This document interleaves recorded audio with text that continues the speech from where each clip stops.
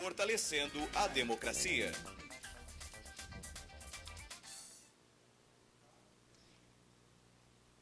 Olá, boa noite. Nós estamos começando mais um debate e o sindicato esse ano completa 90 anos. 90 anos fortalecendo a democracia. E nós programamos um ciclo de debate nesse mês de abril. E um deles é sobre a comunicação. E por que a comunicação? Não dá para falar em democracia sem falar em comunicação. E a gente vai ouvir dos nossos convidados aqui hoje por que é tão importante discutir os meios de comunicação, um novo marco regulatório, enfim, como funciona nos outros países.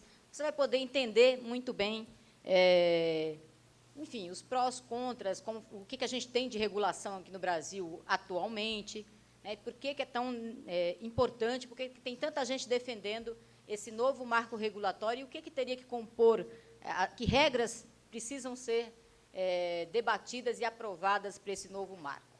Bom, então, a gente tem aqui, para fazer esse debate, o professor Laurindo Lalo Leal Filho. Boa noite, professor. Obrigado pela presença. Boa noite. Nós temos o Luiz Carlos Azenha, blogueiro do blog Viu Mundo. Boa noite, Azenha. Obrigado pela presença. E Paulo Roberto Salvador, que é coordenador da Rede Brasil Atual, do qual vocês conhecem bem a revista do Brasil. E a gente tem também uma plateia. Obrigada a todos pela presença. Depois a gente vai receber as perguntas dos internautas e também abrir para algumas perguntas aqui, se der tempo, porque o tempo aqui corre bem rapidinho. Nós temos 1 hora de duração. E a gente vai fazer também, ao final, o lançamento do nosso curta-metragem sobre comunicação, que faz parte da programação dos 90 anos do sindicato. 90 anos fortalecendo a democracia. Bom, então a gente tem o professor Laurindo Lalo Leal Filho, é graduado em Ciências Sociais pela Universidade de São Paulo, com mestrado em Ciências Sociais pela PUC São Paulo, doutorado em Ciências da Comunicação pela USP e pós-doutorado no Goldsmith College da Universidade de Londres.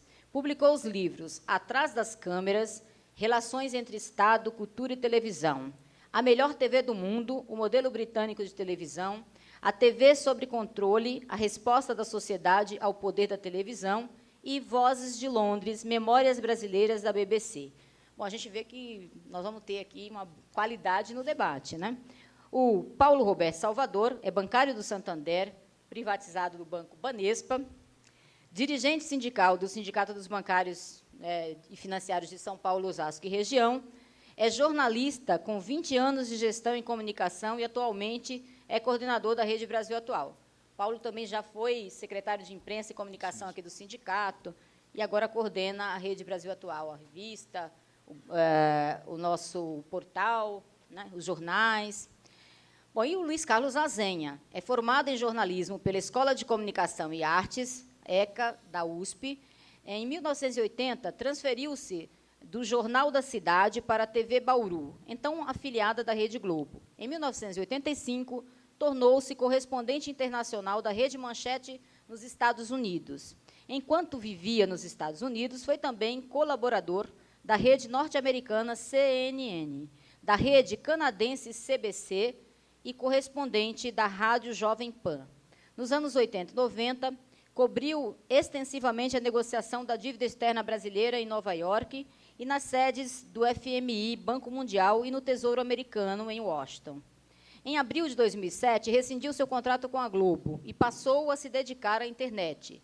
É repórter da TV Record desde outubro de 2008. Azenha é editor do blog Viu Mundo, o qual define como espaço dos movimentos sociais e de contraponto à mídia tradicional. Boa noite, Azenha. Boa noite, obrigado pela presença. Paulo Salvador também, para nos ajudar aqui a esclarecer a dúvida dos bancários. Eu queria começar com o professor Lalo. Professor, por que a gente está falando tanto no marco regulatório? A gente tem, hoje, regras que vigoram em nosso país, que regulam a comunicação. Como é que são essas regras? Olha, nós temos a Constituição. A Constituição de 1988, ela estabelece alguns parâmetros para o funcionamento, especialmente da mídia eletrônica, o rádio e a televisão. Vocês sabem que a mídia eletrônica, rádio e TV, são concessões públicas, são outorgadas pelo Estado em nosso nome, em nome da sociedade. Por isso tem que ter regras, mesmo porque o espaço onde trafegam essas ondas é um espaço finito e limitado, quer dizer, é um privilégio alguém colocar um sinal de televisão, um sinal de rádio no ar. Portanto, é importante que esse espaço seja o mais democratizado possível. Infelizmente, no Brasil, isso não ocorre. A nossa legislação, você perguntou, a nossa legislação que ainda está em vigor, a única que está em vigor, mais geral, é o Código de Telecomunicações, que é de 1962. Portanto, tem mais de 50 anos. Foi criado no momento em que a televisão era em branco e preto. Hoje, o videotape era uma novidade no Brasil. Hoje nós estamos na era da TV digital e o marco regulatório é o mesmo. Para não falar das mudanças de costumes, de valores, de hábitos da sociedade, naquela época a população, mais de 50%, estava no campo. Hoje é o contrário, 80% está na cidade e a regulação, a regra é a mesma. Quer dizer, há uma necessidade urgente de nós modernizarmos essa legislação para dar conta dessas transformações, mas mais do que isso, para democratizar, para garantir a liberdade de expressão. Porque hoje, Azenha, só quem tem liberdade de expressão no Brasil são os donos dos meios de comunicação. São os grandes grupos econômicos que controlam. Esses podem se expressar, nós não podemos. Eu costumo brincar que tem um apresentador que fala, isto é uma vergonha. E eu, geralmente, quando ele fala isso, eu acho que não é uma vergonha, é exatamente o contrário. Só que eu não tenho o mesmo alto-falante que ele tem para dizer isso. E fica a verdade dele como absoluta. Não, eu ia dizer, Lalo, apenas que não é por acaso que ficou assim, né? Desregulamentado. Essa legislação não é antiga por acaso. Sim. É porque ela serve a quem controla, não é por isso? Claro. Quanto menos regulação, mais fácil para quem controla os meios fazer o que bem entendem, né? Sem nenhum tipo de controle. Paulinho, Paulinho, eu costumo, Fique à né, tratá-lo como Paulinho, então peço permissão aqui para chamá-lo carinhosamente como Paulinho. Hoje, a gente ouve, por exemplo, alguns jornais, TVs, dizendo o seguinte, que quem está defendendo o marco, essa mudança nas regras, está querendo censurar a imprensa. O que você acha disso? Olha, de fato, isso existe. Quando a gente tenta discutir regras, a primeira acusação que vem dos grandes grupos é que a gente está querendo colocar uma censura. Mas é importante a gente pensar um pouco mais sobre a importância da comunicação. Acho que o cidadão comum, talvez o grupo de fazedores de jornais, os sindicatos, já tenham um grau de informação um pouco mais elevado, mas o cidadão comum ainda é um pouco ingênuo em relação à comunicação. Se nós ficássemos mostrando a quantidade de situações que foram criadas exclusivamente a partir da comunicação, nós veríamos o quanto ela é importante. Muita gente ainda compra uma revista, compra um jornal para se informar-se, né? Quando, na verdade, a gente já sabe que não é bem isso que ocorre. Na verdade, ele estará consumindo, né, uma informação que foi elaborada por outro. Eu costumo citar, né, em tom de brincadeira, por que nós nos chamamos americanos, depois de 500 anos, né, e não nos chamamos colombianos, porque, sendo que o Américo Vespúcio veio para as Américas quase que 10 anos depois do Cristóvão Colombo. Mas porque, quando ele volta para a Europa, ele faz um panfletinho chamado, né, o Novo Mundo, e aquele panfletinho, que devia ser panfletinho, um modo de dizer, faz um livro. Faz a propaganda dele. A propaganda dele, tá certo? E aquilo pega como sendo, então, as terras, né? E isso, bom, e se nós viéssemos andando na história, nós teríamos inúmeras situações que pegaram, colaram. E aí a questão da regulação, primeiro também é preciso entender, assim, simplificar um pouco mais isso. Parece que quando a gente fala marco regulatório, hoje o João Brandt, lá no encontro da CUT, ele falou, parece que é aquela coisa assim, do marcos regulatórios, né? Não, é uma lei geral, né? E tudo que é uma lei geral que precisa ser aprovada no Brasil. E tudo aquilo que se regula vive melhor. Por exemplo, no mercado financeiro, vamos pegar o fluxo de capitais, né, que a gente fala muito de bancos, tal. Aqueles países na crise aí, 2008, aqueles que tinham um pouco mais de regulação, sobreviveram melhor à crise do que aqueles que estavam, digamos, no neoliberalismo completamente desregulamentado e não tiveram proteção. Então, essa é uma coisa que a gente precisa combater, mas também, ao mesmo tempo, nós precisamos fazer boas campanhas que esclareçam o que nós queremos. Por exemplo, não acho que nenhum pai ou mãe seria contra ter algum tipo de regulação da propaganda infantil, propaganda tanto dos filmes, né, na televisão, dos horários. Brinquedos, alimentos. Não acho que... E chegar até coisas assim, né? Por que o futebol começa às 10 horas da noite, tá certo? Então, será que tem alguém que... Será que isso é censura? Porque bom, e aí vai até naquelas coisas mais sofisticadas, né? Que é da televisão, das concessões e também da programação. Então, eu acho que é uma luta que nós devemos, sim, encampar e encaminhar. Então, na verdade, em vez de censura, o que se quer é garantir, inclusive, trazer garantias para a população, né? Garantias de ser ouvido, nada de mais ter que uma a outra Constituição, visão. dizem os blogueiros. Nada mais que a Constituição. Exatamente. Então, Azenha, fala um pouquinho para mim. Qual que é a importância hoje da internet para a democratização dos meios de comunicação? E também quais as dificuldades, por exemplo, de um blog, né? O blog tem, né, hoje, acesso a algum tipo de recursos, desses recursos públicos que são destinados para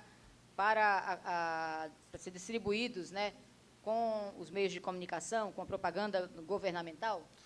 Os blogueiros, quer dizer, nós costumamos dizer que a gente, quando se trava esse debate sobre regulamentação, que a gente quer não menos mídia, ninguém quer fechar nenhum jornal, nenhuma emissora, a gente quer mais mídia, que mais gente fale. Isso é muito importante. Eu acho que isso é algo que qualquer pessoa, senso comum, indica qual é a nossa plataforma. É essa, de que mais gente tem acesso aos meios de comunicação. A concentração no Brasil é muito grande. E a concentração das verbas é tal que, mesmo quem atua na blogosfera como a gente, tem uma seríssima dificuldade para sobreviver, né? No meu caso, do meu blog, que não aceita nem mesmo propaganda de nenhum tipo de governo, seja federal, estadual ou municipal, é mais difícil ainda. É óbvio que a gente vai desenvolvendo ferramentas para tentar se manter a partir da contribuição do próprio leitor, que é uma das saídas que eu, por exemplo, estou propondo. Mas a dificuldade é muito grande, porque, além de tudo, das empresas estarem concentradas nas mãos de poucos, as verbas também públicas estão concentradas nas mãos de poucos. Quer dizer, é como se fosse um sistema que se retroalimenta. As concessões estão nas mãos de poucos e o dinheiro federal e o Estado, o papel do Estado, que poderia atuar no sentido de democratizar, ajuda a manter essa concentração. Com a grande parte das verbas publicitárias do governo federal, eu não tenho cálculo nacional, o Lalo fez um levantamento sobre isso há algum tempo, lá não foi? Concentradas nas organizações Globo, vamos dizer assim. Quer dizer, é um processo de retroalimentação, em que você tem muitos concessionários no Congresso Nacional. Então, a situação se amarrou de tal forma que, se não houver uma mobilização popular, eu não acredito que haja mudança, a não ser através do que a gente está fazendo justamente aqui agora. Sobre isso, Azenha, eu acho que valeria a pena insistir no fato da importância da mobilização popular. É muito mais concreto para as pessoas, para o cidadão, reclamar que o posto de saúde não funciona, sair na rua com uma bandeira dizendo que as escolas precisam de mais verbas. Agora, é muito mais difícil as pessoas entenderem a importância da comunicação para o cotidiano, para a vida de todos no dia a dia. A comunicação é como essas doenças que são insidiosas, né? que as pessoas não sentem, mas elas vão se infiltrando no corpo humano. A comunicação se infiltra no tecido social, vai ganhando corações e mentes, e as pessoas se comportam sem perceber que estão se comportando de acordo com padrões que são fabricados e difundidos pelos meios de comunicação. Basta ver gírias que são usadas pela molecada, pelos jovens, muitas delas, ou a grande maioria delas, sai da televisão. Como se o Big Brother fosse o padrão, né? Né? O padrão de comportamento. Exatamente. Passam a adotar. Mas as pessoas não percebem isso. Então, eu acho que valiosa esta contribuição que os sindicatos bancários e outros sindicatos começam, que não são sindicatos das categorias ligadas à comunicação, né? Outras categorias profissionais, movimentos sociais, começam a se preocupar com a comunicação, porque começam a perceber que ela tem a ver com o dia a dia das pessoas. Olá, deixa eu fazer uma interjeição rapidíssima. Claro. Imaginem vocês que estão nos assistindo se não houvesse regulamentação do setor da energia elétrica. Cada um faz o que quer. E tivesse Cobra o que 50... quer, Ou então, Cobra o que quer. fornece em algum lugar, em Ou outro então- não. O caos que seria se não houvesse regulamentação em setores essenciais. Por ou que então, não o setor ou da então do comunicação? transporte coletivo. Por aí. Não, cada empresa põe o ônibus onde quiser, onde tiver onde tiver mais público, onde tiver mais demanda. É assim que funciona, não é? E aí seria um caos. É a mesma coisa. E mais, são concessões públicas. Tanto o serviço de ônibus como o rádio e a televisão são concessões públicas. Não é? É que a gente fala dos bancos. Os bancos são concessão pública. Eles têm que trabalhar, têm que ter uma Tem, finalidade claro, social, têm que claro. financiar o desenvolvimento econômico do nosso país para ajudar a distribuir renda, dar melhor qualidade de vida à população. É claro que eles vão ganhar, vão ter lucro com isso, mas eles têm que cumprir seu papel social. A mesma coisa para os meios de comunicação. Se é concessão pública, tem que ter uma finalidade social e não só não desinformar. O problema, Giovanni, é o seguinte, é que para o ônibus, para o transporte e para o banco também, mas para o ônibus é mais evidente porque está escrito lá, reclamações número tal. Então, quando o ônibus chega atrasado, ou está sujo, está quebrado, o cidadão sabe aonde reclamar, tem esse canal. Para o rádio e televisão, não tem. Ao contrário, eles escondem que são concessões públicas. Se você sair agora aqui na rua e perguntar para o cidadão quem é o dono da televisão, ele vai dizer que é o Silvio Santos, são os filhos do Roberto Marinho, né? Não tem a informação de que são concessões públicas. Eu costumo brincar que nós começaríamos a caminhar para a democracia quando as concessionárias, as redes de televisão, a cada 1 hora, mais ou menos, colocassem no ar uma vinheta. Esta é uma concessão pública outorgada pelo Estado brasileiro, que começou no dia tal e termina no dia tal. Tem começo, meio e fim. Aí nós começaríamos a aprofundar um pouco a democracia nessa área. Mas isso é um sonho. Eles não se comportam assim, né? Fala, o Lalo e o Azenha, de passagem, falaram da questão das verbas publicitárias e falaram também da mobilização popular.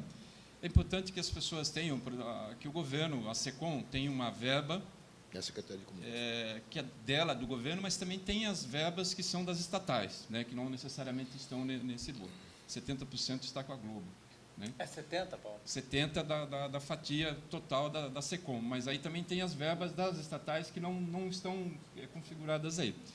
Quer dizer que são emissoras privadas bancadas pelo poder público, pelo dinheiro público. E pelas agências também de publicidade. Nós devemos sempre colocar as agências, porque elas acabam fazendo um plano de mídia. E que o bônus que volta, né, o comissionamento do bônus é que acaba suprindo as decisões. Eu acho que era importante você explicar um pouquinho melhor o bônus, como funciona esse bônus, que é um assunto muito do momento. Esse. Então, mas assim, é importante que, pelo menos, resgatar um pouco da história, que quando o governo Lula assumiu, e o Gushiken estava na SECOM, é ali que estava o grande problema, né? Além da questão dos fundos de pensão, nós tínhamos vários pontos conflitantes onde era dominada, digamos assim, pelo setor privado do governo. Ali, né, pelas as poucas famílias, a SECOM dominava toda aquela verba. E, em vez de romper e de cortar a verba, falaram, não, vamos fazer o seguinte, vamos democratizar, vamos pulverizar, vamos regionalizar. E começou-se a aceitar as mídias não tradicionais dos grandes grupos. Então, nós tivemos um período que vai até, né, Gushiken, depois o Franklin Martins, onde se começa a fazer uma política melhor. Né? Eram outros critérios que não fossem só a da circulação e que aí, no caso da agência. Mas, infelizmente, nesse momento, eu acho que nós não podemos deixar de fazer uma crítica, a postura atual da SECOM com a Helena Chagas piorou. Né? Nós tivemos um retrocesso, né, não só na política da regulamentação, mas na distribuição das verbas. Então, nesse sentido, assim, nós temos uma reivindicação bastante clara, que haja uma democratização também nas verbas publicitárias. Né? E também o bônus, né, como o Azenha sugeriu, quanto mais divulga, né, quanto mais anuncia, mais eu volto uma parte para a agência ou para o veículo, né, então você dá um desconto, então aquele dinheiro que volta. Então, quanto mais eu concentro, mais no veículo, mais concentrado, mais dinheiro de É volta. uma espécie né? de A jabá, Globo- é uma espécie de jabá, né, Paulo?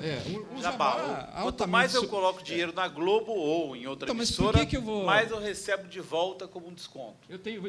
Para não fazer aqui um merchan, não vou falar dos nomes dos veículos, mas vamos supor, eu tenho lá os tradicionais e tenho, digamos, novos. Né? Por que eu vou anunciar no novo se eu não tenho retorno? Então, quanto mais eu concentrar na Globo, ou em 3 ou 4, mais o bônus volta, e aí as Para a pessoas agência. acabam ficando aqui. Mas isso, esse vicioso. bônus está regrado em algum lugar? É Está na legal. lei? Ou eles Agora fizeram... Tem uma regulação, mas eu acho que a SECOM haveria. Esse seria um dos pontos também a ser discutido no marco regulatório da mídia. Tá certo? Certo. Deixa eu só anunciar aqui a presença, anunciar e agradecer aqui no nosso plenário o Alemão, que é o presidente da FETEC, Roberto, que é o secretário-geral, Valdir, que é também dirigente da executiva da FETEC, tem dirigentes aqui do Sintexpro, tem o Camilo, que é o presidente da FUBESP, Flávio, eu vi o Flávio aí, presidente da Bancred, eu acho que... Bom, agradecer a presença e a gente vai anunciando aqui. Professor, eu queria perguntar uma coisa. A gente tem hoje no Brasil o direito de resposta? Por exemplo, a gente vai lá, lê uma notícia, é comum você ler no jornal uma notícia que não tem a outra...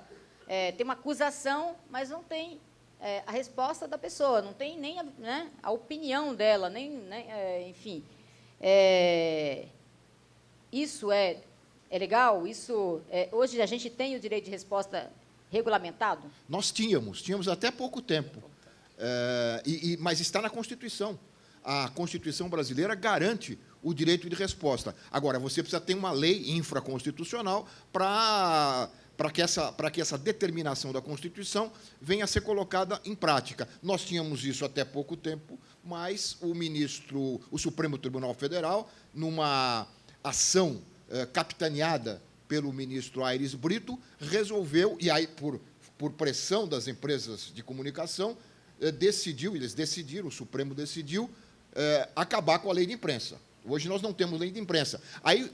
Porque a lei de imprensa, mal ou bem, garantia o direito de resposta. Hoje, com o fim da lei de imprensa, não há nem mais o direito de resposta na prática. Você tem na Constituição, mas não há como aplicar, porque não tem uma lei que coloque as formas de aplicação do direito de resposta. Então, hoje, a mídia pode falar o que quiser, pode execrar as pessoas, pode acabar com a vida de pessoas, como às vezes acaba, né?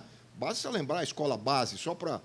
que é o exemplo mais fácil que as pessoas conhecem. Quer dizer, há este perigo e não há como o cidadão ter o direito de responder. Aliás, o que o ministro Aires Brito fez, ele disse numa entrevista ao final quando se aposentou, de que esta tinha sido a maior vitória da vida dele, o fim da lei de imprensa. Eu acho que foi a pior contribuição que ele pode ter dado ao país ao acabar com a lei de imprensa. Ele tem um discurso, e ele é seguido pelos meios de comunicação e até por alguns jornalistas que escrevem nos grandes jornais, de que a comunicação, o jornalismo, paira acima da sociedade, como se o jornalismo não tivesse posições, não tivesse lados, não defendesse interesses e, portanto, não pudesse ser cobrado. Nós precisamos urgentemente de uma nova legislação que garanta o direito do cidadão se defender quando se sente atacado injustamente por um órgão de comunicação. Às vezes ele tem que ir para a justiça e, às vezes, quando sai lá, ou então, quando ele consegue Não, alguma mas coisa, agora não. uma notinha No lá máximo bem... é dano moral, né? No máximo consegue o na máximo- linha, mas aí já é outra natureza Indenização, se ele prova que é... Bom, Não, mas o direito de resposta não existe. Você não existe. Não consegue existe. mais... Pode ser condenado no dano moral, mas não tem a Pode resposta. ser condenado, mas não vai publicar, Mas não é porque obrigado foi condenado. É isso. é uma E pena. não é por acaso também, porque isso aumenta a capacidade, a não existência de direito de resposta aumenta o poder da mídia de exercer pressão, porque como não tem o direito de resposta, ela pode exercer a pressão que ela quiser com maior impunidade. Então, não é por acaso, ela pode fazer a pauta, demolir a reputação das pessoas, os assassinatos de caráter via mídia são muito comuns no Brasil, os inimigos políticos, adversários comerciais, inclusive. Então, também não é por acaso que acabou o direito de resposta. Tem um Com motivo. certeza. Tem um amigo da gente que fala assim, diz que o pai dele falava muito para ele, assim, meu filho, o jornal tem um dono, né? Ou a televisão tem um dono, porque, em tese, né, ela tem um dono. Né? Da empresa Fala, tem. se tem um dono, então tem um interesse. Se tem um interesse, então, quando você lê a matéria, você desconfia e pergunta Você assim, tá qual falando é do o Helder? interesse Dom Helder? que está por trás. Não, Dom Helder dizia está o seguinte... por trás disso aí, Dom dessa Helder dizia o matéria, seguinte, dessa informação. Dom Helder dizia assim, meu filho, para o jornalista, a tua liberdade termina no interesse do patrão, do seu patrão. Você tem liberdade até o interesse, esse é o limite. Aí acaba. São empresas comerciais, né? Agora, só para dar um exemplo, um contra-exemplo, você tem vários jornais na Europa, principalmente em mídia impressa, que o dono do jornal não interfere na linha editorial. O dono do jornal, os acionistas, eles querem saber do resultado financeiro, quanto vendeu, quanto se está dando lucro, se está dando prejuízo. A linha editorial ela é decidida e determinada por um conselho de redação, do qual, em alguns jornais, como os franceses, etc., participam os jornalistas. Quer dizer, isso aqui no Brasil, não. Você tem o direito, acho que o Mino fala muito, né? o direito de hereditariedade, né?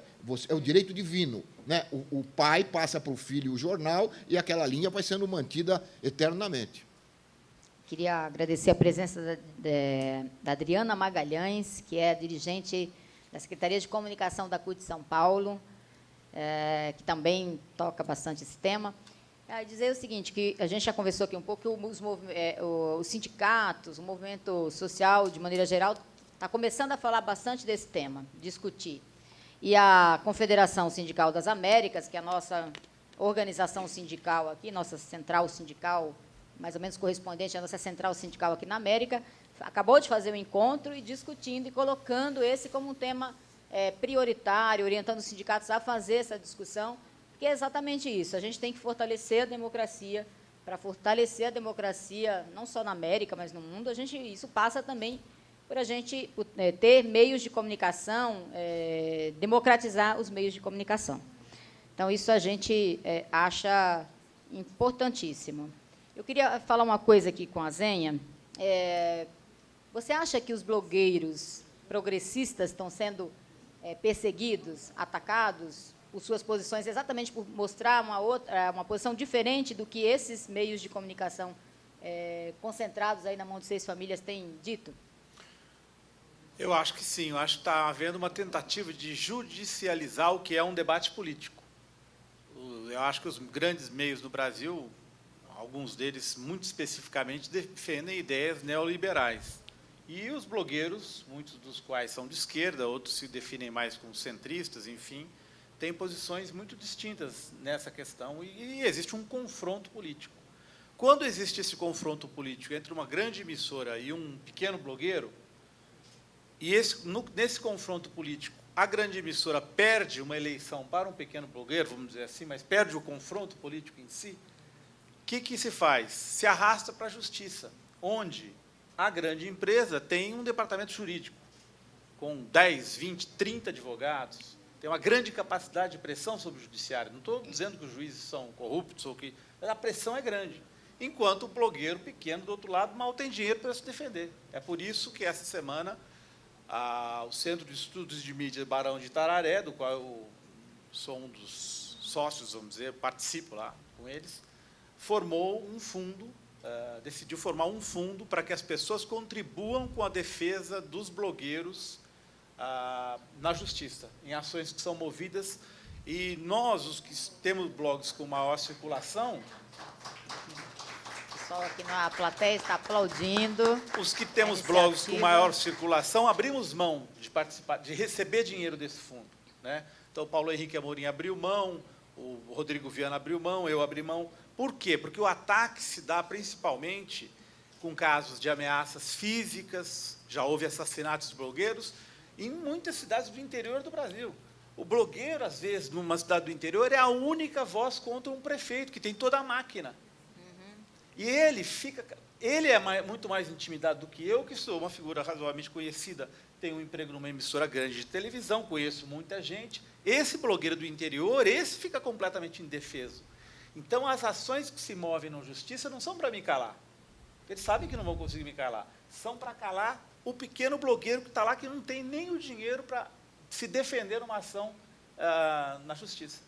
É mais ou menos o que os sindicatos que lutam, que têm, né, que fazem uma discussão ativa, né, que, enfim, que querem transformar a nossa sociedade num lugar mais justo, igualitário, sofrem, né, porque é uma tentativa de calar. A gente teve, por exemplo, uma folha bancária censurada. Exatamente. Né, no ano passado, nós recentemente, noticiamos. falando de... Não foi? Exatamente, os blogueiros noticiaram, você noticiou bastante isso.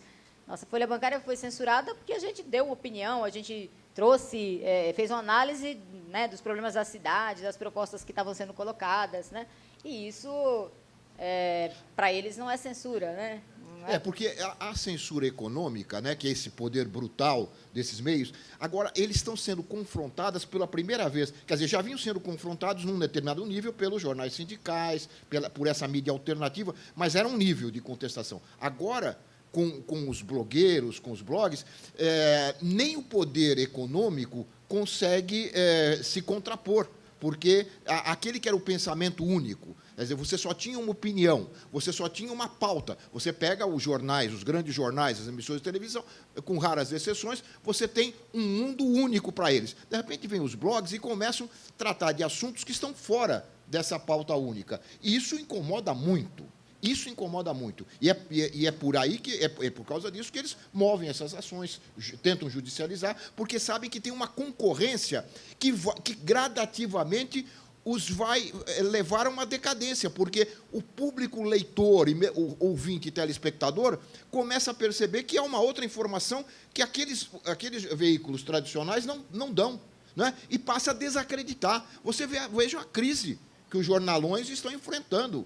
Porque não é porque a internet só está competindo em termos numéricos, está competindo em termos de conteúdo. Crise e modelo de credibilidade. também. Nós temos tempo também? Nós vamos fazer um intervalo rapidinho. Antes E a do gente... intervalo, só bem rapidinho, para não perder a oportunidade, queria emprestar aqui a nossa total solidariedade, né, ao Azenha, ao Rodrigo Viana, ao Paulo Henrique Amorim e tantos outros blogueiros. Luiz Nassif. Eles estão Nassif Nassif também, tantos outros blogueiros aí que estão sendo, claro, uma perseguição e que nós estaremos nessa luta juntos, vocês não estão sozinhos. Obrigado. Faço minhas as palavras do Paulo Salvador. Obrigado. E dizer o seguinte, que a gente vai fazer um intervalo rapidinho, aí, principalmente para os internautas, e a gente volta, porque nós falamos bastante do como é que funciona hoje e nós vamos voltar para falar de como é que a gente quer que funcione, como é que deveria funcionar, o que seria um bom marco, né, um bom novo marco regulatório. Então, intervalo, a gente volta já já.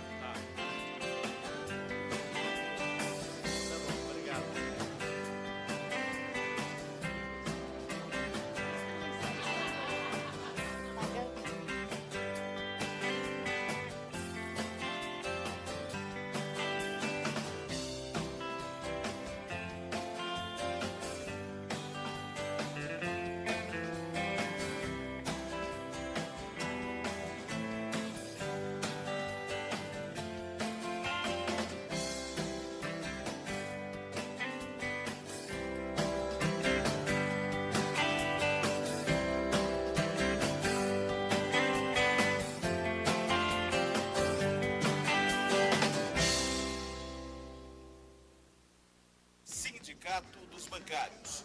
90 anos. Fortalecendo a democracia. E o Melo. Nós estamos de volta fazendo um debate sobre os meios de comunicação, a comunicação de maneira geral, as regras atuais e o que seria um novo marco regulatório. No primeiro bloco, nós conversamos muito sobre como é que funciona, quais são as regras vigentes em nosso país, tem direito de resposta, a gente viu que não tem, né? Que o Supremo acabou com isso e o quanto isso é importante para a gente, né, fortalecer a democracia e, portanto, nós temos que lutar para mudar essas regras, para fazer, de fato, um novo marco. E eu queria começar aqui conversando um pouco de como é que funciona em outros países, o que a gente tem de referência. É diferente do que como é no Brasil, que modelos que a gente tem, que são modelos que a gente pode seguir, que são importantes. Queria passar aqui para o professor Lalo, e depois o Azenha, o Paulo Salvador podem comentar também.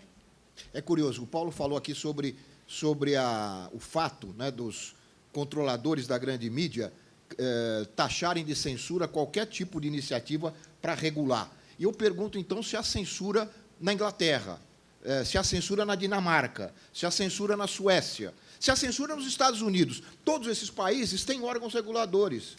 Tem órgãos reguladores, tem marcos regulatórios, tanto para a mídia impressa como para a mídia eletrônica, embora, como eu disse antes, exista uma diferença, né? O fato da mídia eletrônica trafegar por canais públicos, o rádio e a TV, e a mídia impressa trafegar por meios privados.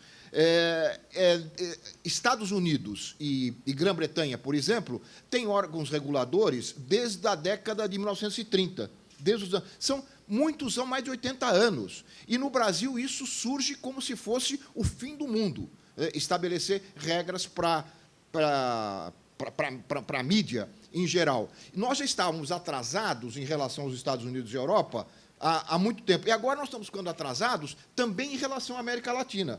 São vários países da América Latina que estão modificando as suas legislações ou criando legislações novas nesses padrões da Europa e dos Estados Unidos, e nós continuamos parados, né? Talvez um dos melhores exemplos, eu até recomendo quem tiver a oportunidade de ler, talvez um dos melhores exemplos é a Lei de Meios Argentina. É um trabalho atualizadíssimo em relação a todas as legislações que existem no mundo. É um trabalho político, jurídico e acadêmico, porque eles fizeram uma pesquisa aprofundada nas legislações que já existiam e criaram uma legislação para a situação argentina. Olá, você poderia claro, explicar um pouquinho sobre a Argentina? O que foi definido? Olha, basicamente, em linhas gerais, a possibilidade de que, no caso do rádio e a televisão, novos atores possam se expressar. Então, esse espectro que eu falei logo no início, né, que é limitado, finito, que cabem poucos atores, quer dizer, poucas vozes, então, por isso precisa ser regulado, esse espaço foi dividido em 3 partes. Então, você tem um terço para as emissoras públicas, um terço para as emissoras privadas e um terço para as emissoras privadas sem fins lucrativos. É uma forma de oferecer espaço e liberdade de expressão para aqueles que não tinham voz. Ora, isso gera um problema sério, porque o Clarim, que é o Grupo Clarim, que é a Globo da Argentina, está sendo obrigado a abrir mão de várias frequências, porque eles ocupavam, como a Globo ocupa aqui no Brasil, grande parte do espectro. Eles têm que abrir mão.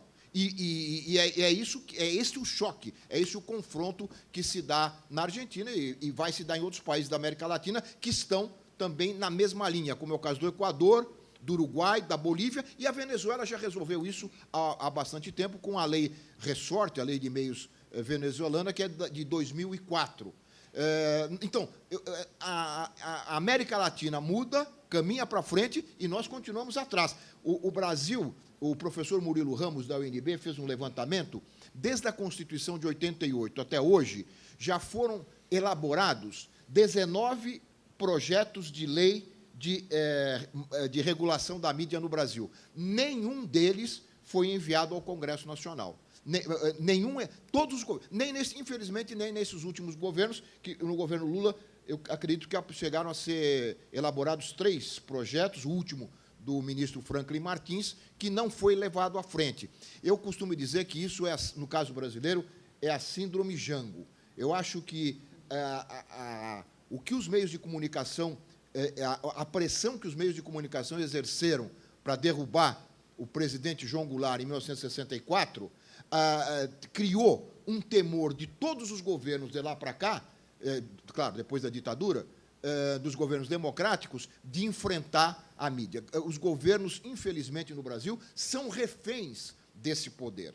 Temem este enfrentamento. Enquanto isso persistir, nós continuaremos sem as regras básicas para aumentar a liberdade de expressão no Brasil.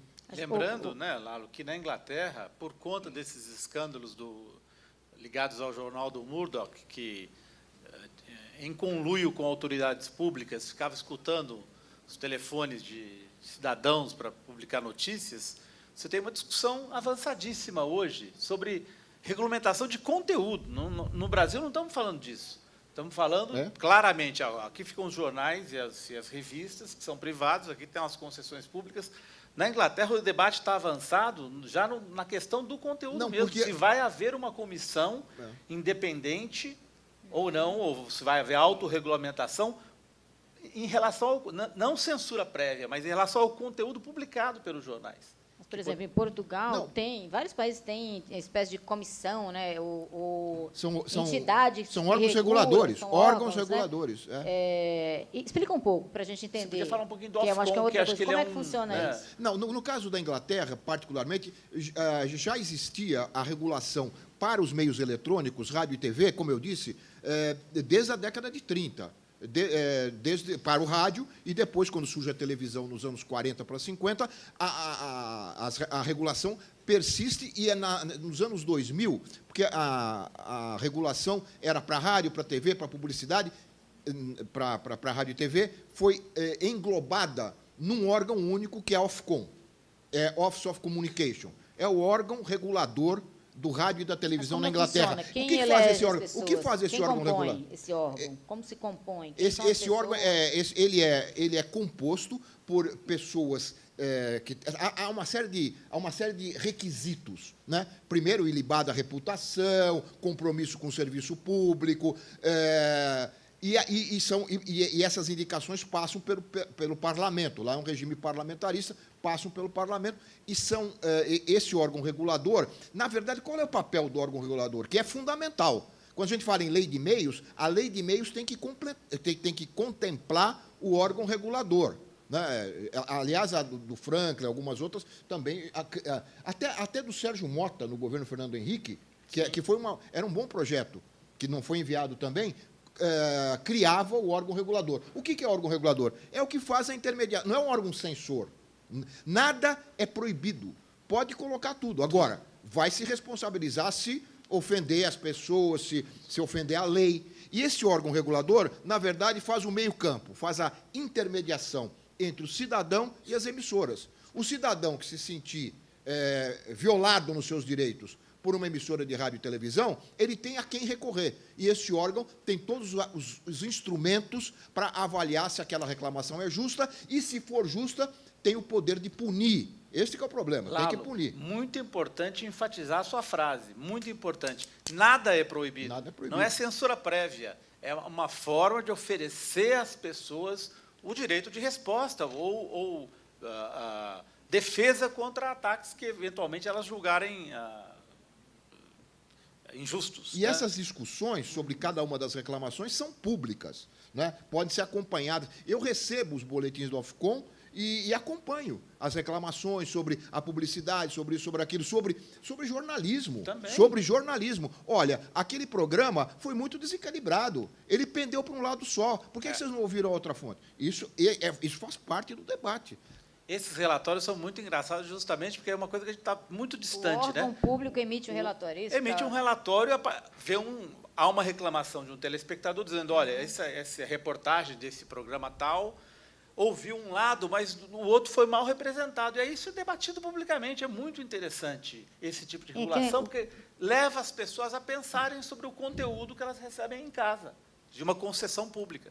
Então, professor... aqui o bordão que se usa é assim, bom, você tem o direito de desligar a televisão, o direito de mudar de canal. Não, mas na aí verdade não. Deixa de ser. Não, aí você abre mão... Como se fosse essa liberdade, né? Não, são duas mentiras. São duas mentiras que se propagam. É desligar a televisão, você abre mão de um direito seu de cidadão. É um serviço. Você está abrindo mão de um serviço público. E depois de dizer que o controle remoto, o melhor controle é o controle remoto. Quer dizer, você muda de canal e vê a mesma coisa.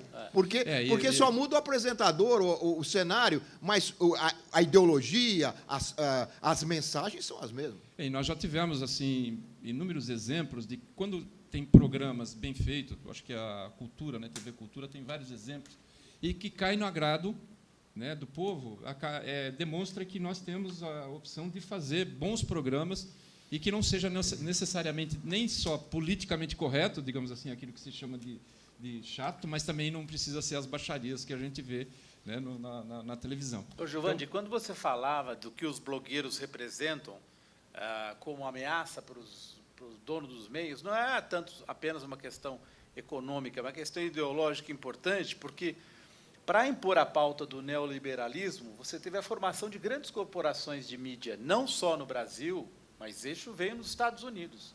Não é por acaso que a General Electric comprou a NBC. Ela faz as armas, faz as bombas dos aviões, e a NBC deixou de ser uma empresa de mídia só para ser parte de um conglomerado com interesses muito específicos.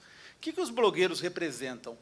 Nos jornais brasileiros e nos jornais das grandes corporações, em geral, não jornais, emissoras de televisão e assim por diante, o controle é vertical, de cima para baixo. Porque eles não querem que vocês se comuniquem entre si. Vocês têm que receber um conteúdo. Essa é a visão neoliberal do jornalismo. O conteúdo vem de cima para baixo, você consome, você não se organiza. O modelo da blogosfera e o modelo das redes sociais é um modelo horizontal, em que as pessoas se falam sem a mediação. Então, o que eles olham e falam? Esses caras estão escapando do nosso... É como se pensassem. Esses aí estão escapando do nosso controle, estão falando entre si nos comentários dos blogs. Isso é um grande risco. E estão falando de nós. Estão falando mal da gente. E a gente não tem controle. Então, tem esse lado ideológico que é muito importante, especialmente num modelo neoliberal que exige o quê de você? Que você consuma. Eu fico abismado quando vou para o norte do Brasil. Isso acontece em muitas partes, mas, por exemplo, a viagem mais recente que eu fiz, uma das viagens mais recentes foi a Rio Branco. Eu fui numa praça pública. À noite, as pessoas saem e tem uma televisão em cada barraquinha para ver a novela. E as pessoas saem, vão jantar, e cada barraquinha de comida tem uma televisão. E as pessoas não conversam, portanto, não tramam, não se sindicalizam, não discutem política, não. Ficam todas comendo. Não vão para as assembleias. Mas aqui a maioria dos restaurantes já está assim, com telão então, da novela também. Não, não são só restaurantes, é hospital, laboratório de análise, tudo. Ônibus, né? Ônibus. Mas voltando aqui ao assunto da questão do conteúdo, quando eu fiz uma pós-graduação na FESP, que era Política e Relações Internacionais, tinha muitos jornalistas na minha turma, né, na minha classe. Acho que, sei lá, um terço da turma eram jornalistas. E eles falavam assim, ali nas conversas, eles falavam, eu saio do jornal, lá da rádio, e ele fala assim, ó, você vai entrevistar essa pessoa, só que você vai ter que tirar dele isso aqui, ó. Você vai perguntar, é isso que você tem que trazer como resposta. Ele fala, poxa, mas é assim, desse jeito. E eu queria que vocês comentassem um pouco. É assim mesmo. A matéria Vai buscar, pronta, né? vai buscar as aspas, aspas. vai buscar as aspas dele, quer dizer, só falta as aspas, porque a frase já está... E às vezes você fala um monte de coisa, eles vão lá e editam, pegam uma parte pequena Você da nunca sua fala, eu já fui sofreu isso, vítima disso. Pega uma parte pequena da sua fala e eles vão perguntar você, mas você falou só isso? Eu falei, não, você não sabe quanto tempo durou, quanta coisa eu falei, mas não interessava para os bancos. Os né? movimentos sociais sindical... Hoje, no debate da CUT, foi engraçado, porque o presidente da CUT estava lembrando que, em Brasília, né, conseguimos colocar 50 mil pessoas na rua.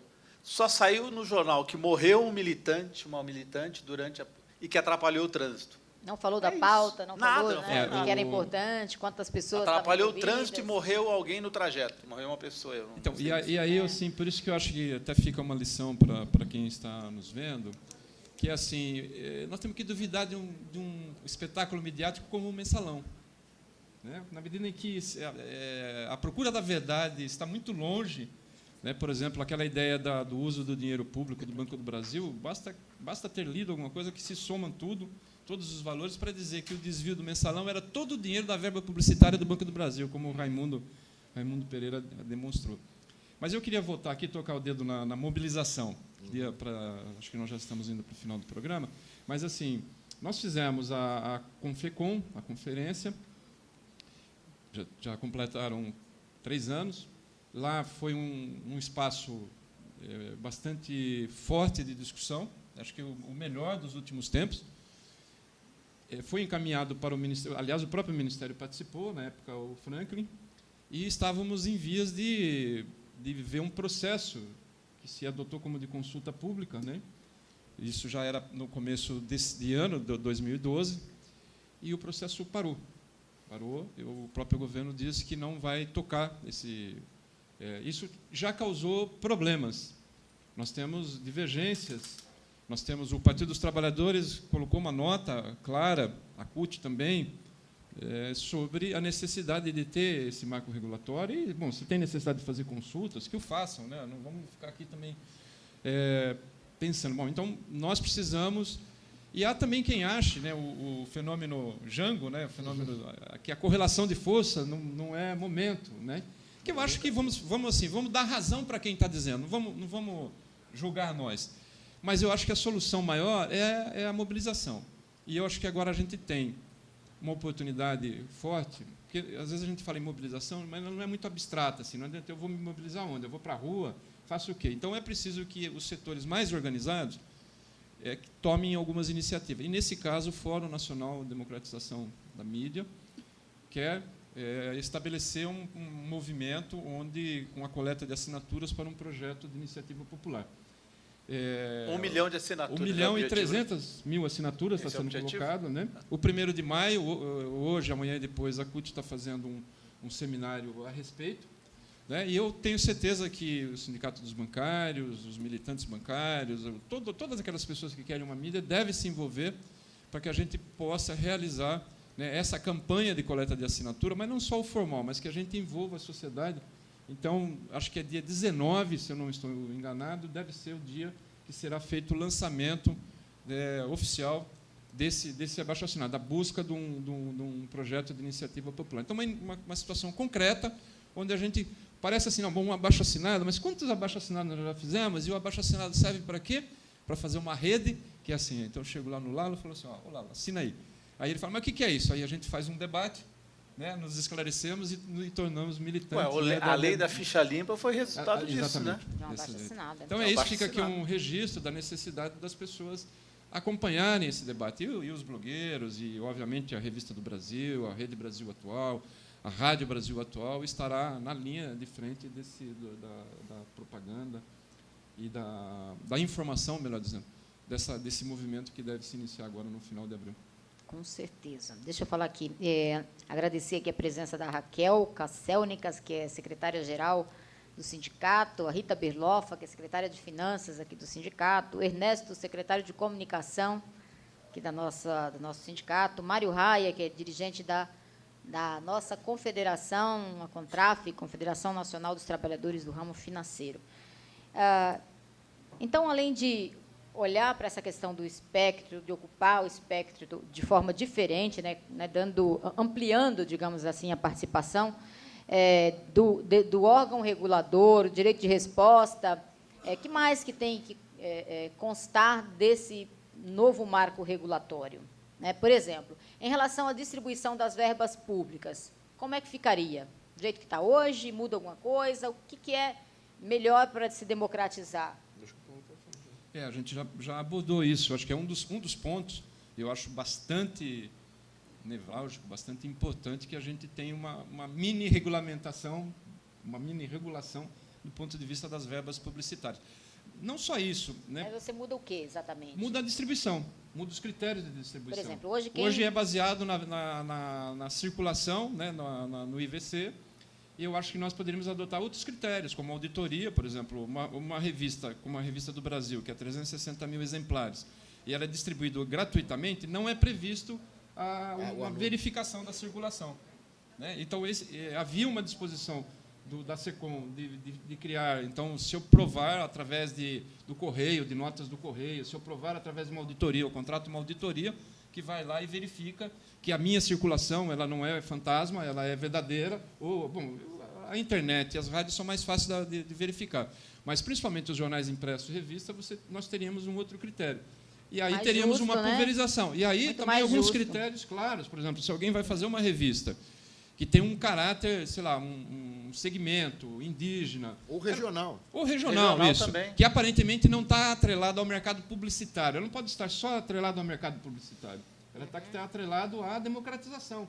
Então, existe um projeto no Rio Grande do Sul, que está na Assembleia, público, né? Que é 20% das verbas publicitárias para a mídia regional. Justamente para criar novos empresários de mídia nas pequenas cidades, empregar mais jornalistas.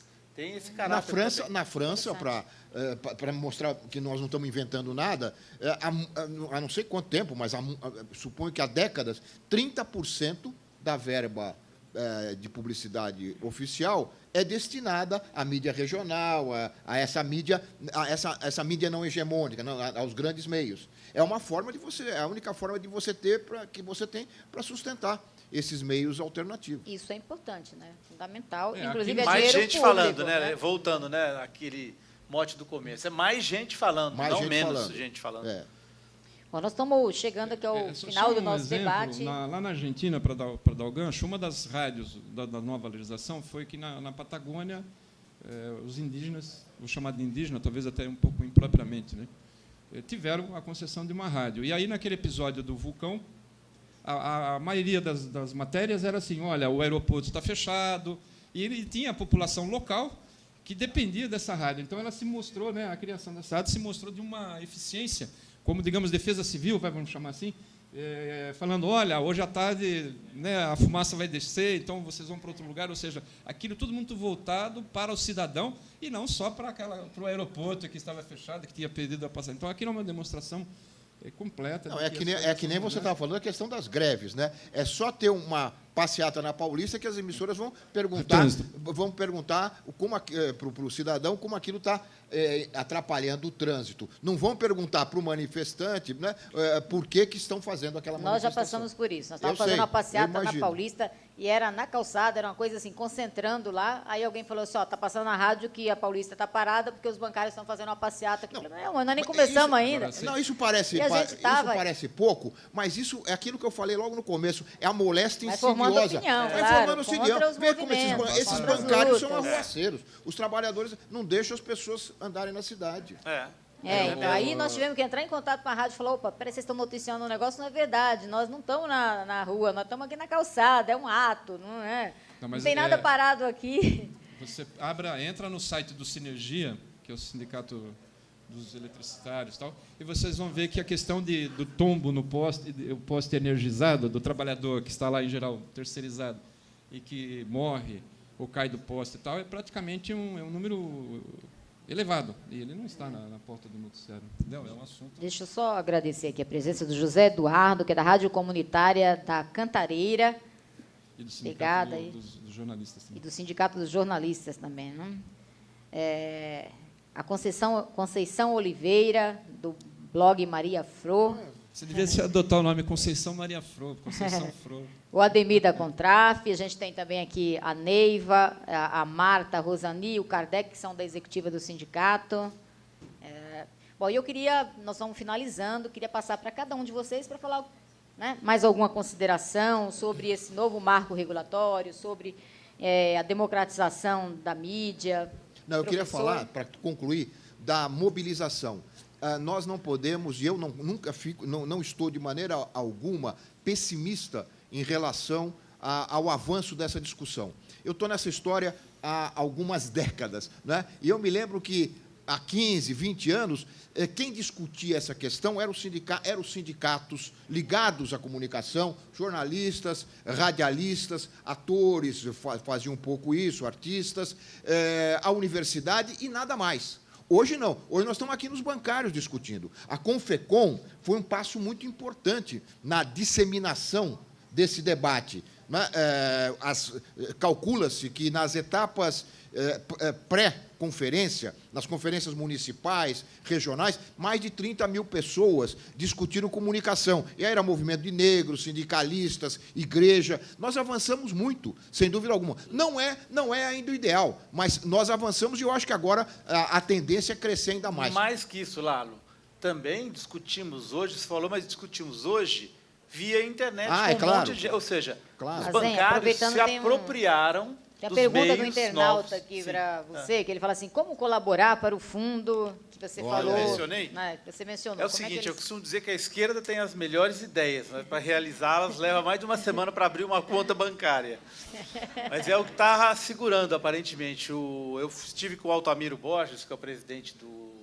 Ele vai ter que ler depois no seu blog essa informação. Ele disse que até amanhã o número da conta sai, e quando esse número da conta sair, é uma conta que será controlada pelos 25 integrantes do fundo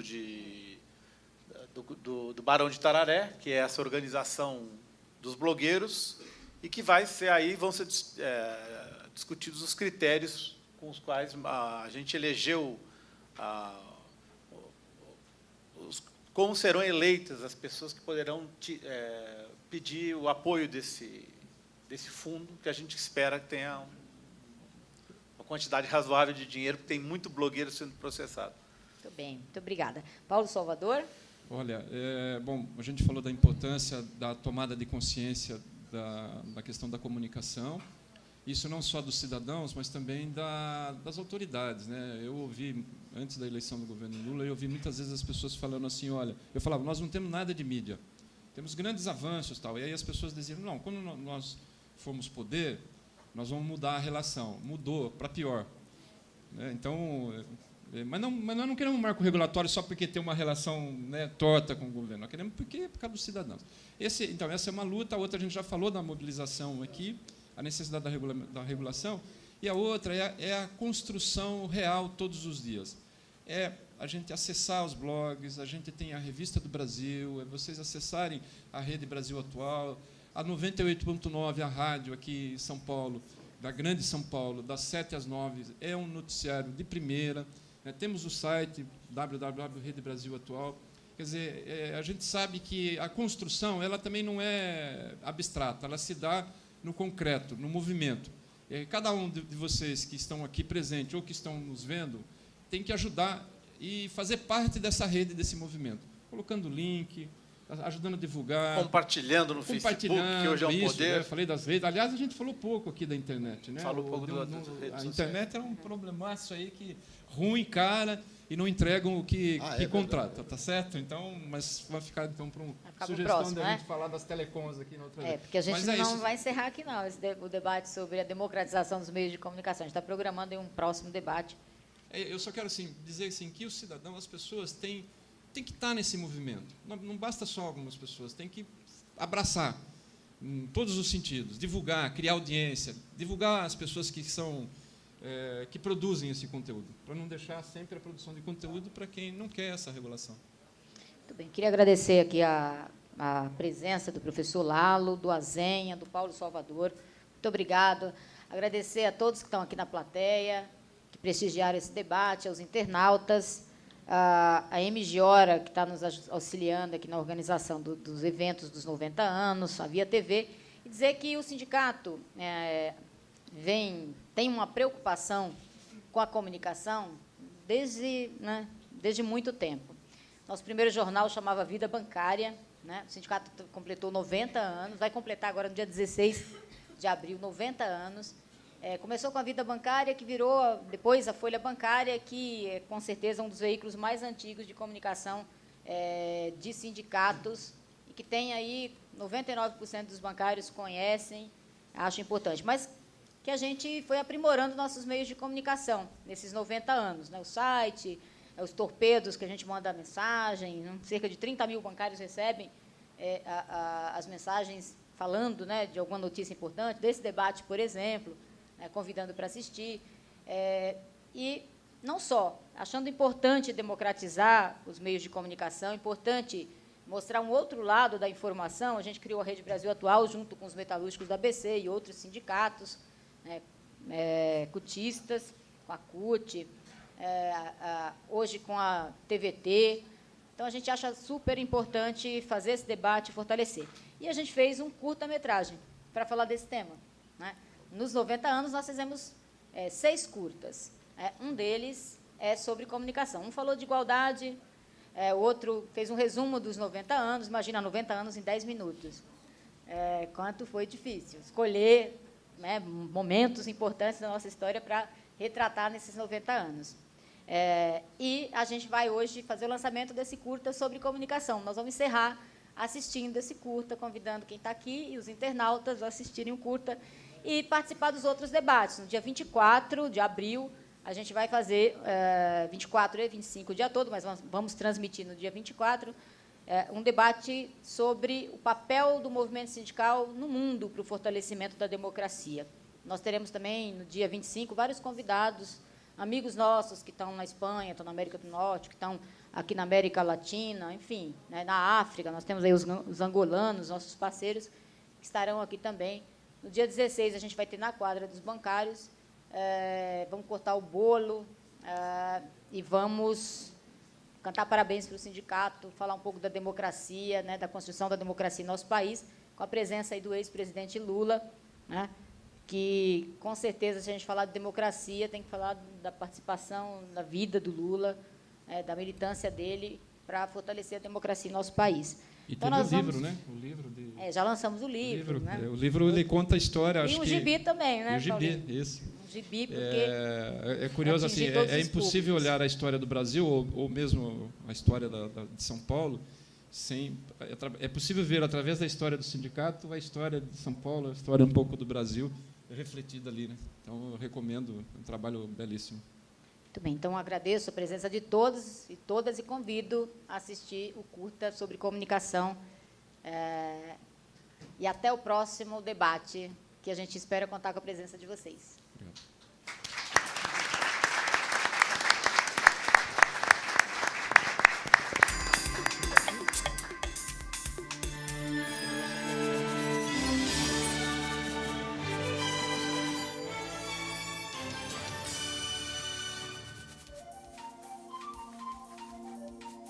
A comunicação sempre fez parte da vida em sociedade. Num mundo globalizado como o nosso, de distâncias cada vez menores e intenso desenvolvimento tecnológico, quem não está conectado dança.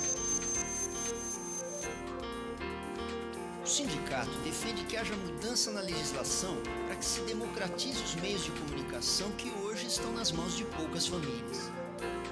Em sintonia com o presente e de olho no futuro, o nosso sindicato investe na comunicação imediata. Mantém um site que veicula muita informação, usando recursos variados, texto, vídeo, links para sites parceiros. É pelo site que é transmitido, ao vivo, o programa Momento Bancário em Debate.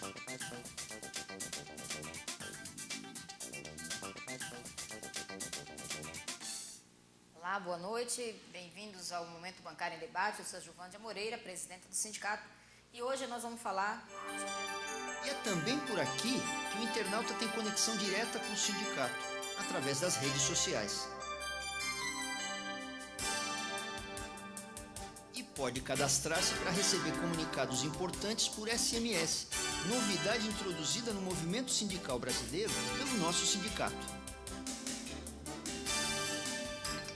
Pode também ter informações sobre a central, que atende por telefone ou presencialmente, esclarecendo dúvidas, recebendo reclamações e sugestões. O site dá acesso ainda à Rede Brasil Atual, mantida pelo sindicato e outras entidades comprometidas com a democratização dos meios de comunicação e responsável pela publicação da Revista do Brasil. Já em 1924, o sindicato publicava o Vida Bancária, boletim informativo que a partir de 1933 tomaria um caráter mais combativo, pondo a boca no trombone em defesa dos direitos dos bancários e levando informações de interesse da categoria ao local de trabalho, com muito bom humor. Vida Bancária virou Folha Bancária em 1939 e mesmo durante a intervenção no sindicato pela ditadura em 1983, não falhou um dia sequer. Até hoje, é fundamental na comunicação com a categoria e com a sociedade, sem censura. Em 1987, uma ousadia. Em locais de grande concentração bancária, potencializando sua capacidade de organização, o sindicato lança a TV dos bancários e leva o vídeo para a rua.